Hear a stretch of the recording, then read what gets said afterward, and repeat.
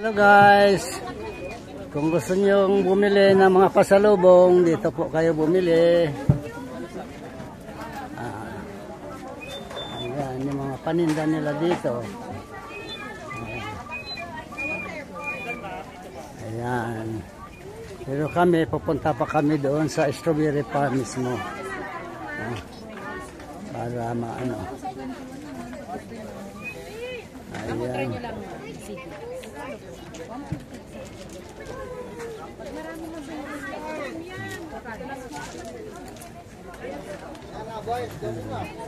Mayroong honey. Ayan. Mamaya na kami bibili. Pupunta pa kami doon sa strawberry farm mismo. Okay.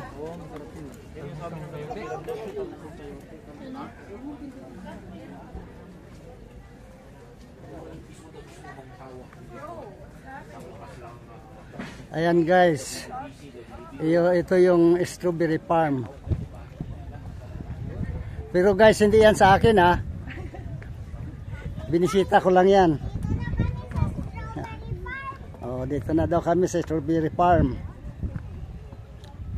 Bibisitahin lang namin kasi matagal na kami hindi nakapunta rito. Pero guys, hindi yan sa akin ha. Sa kanila yan. Ayan ang magagandang chicks oh.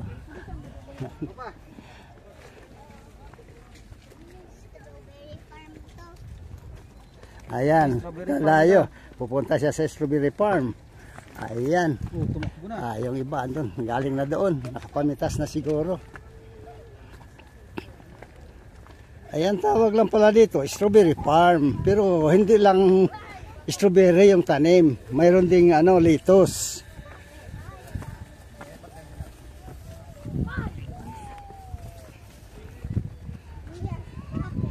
Ganyan pala yung pag nila ng strawberry. So guys, mayroon na ako ng idea kung paano ko magtanim ng strawberry. Yan, naka-mulch yung mga nila rito para hindi na magdadamo.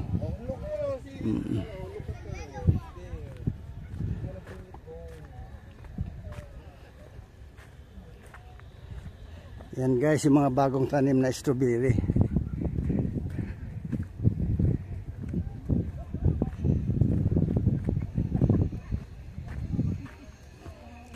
Yun guys oh, nakalagay sa malaking tubo. Ayan, may yan, permanenteng tubig na umiikot-ikot dyan. Ayan.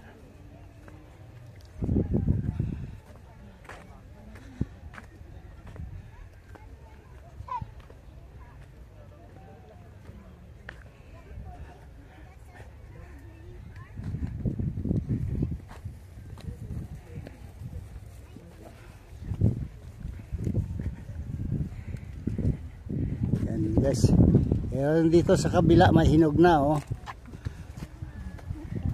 Wala lang rito na na pwedeng makapag pamitas diyan. Ayan. Wala ditong bantay na pwedeng na ikaw talaga ang pipitas. Ayan, ito tupig. Pag 100, gayon ka na siya 15,100. Oh, sige, bili na kayo niyan. Masarap yan, tupig.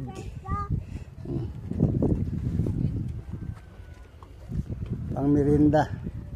Ako wala akong barya. Kaya makikain na lang ako. Hindi 16. 16 na lang. Ayan oh. Mga hinog na yung strawberry. Ganyan pala yung kanilang farm dito ng strawberry. Okay, thank you. Lord, mahaba na.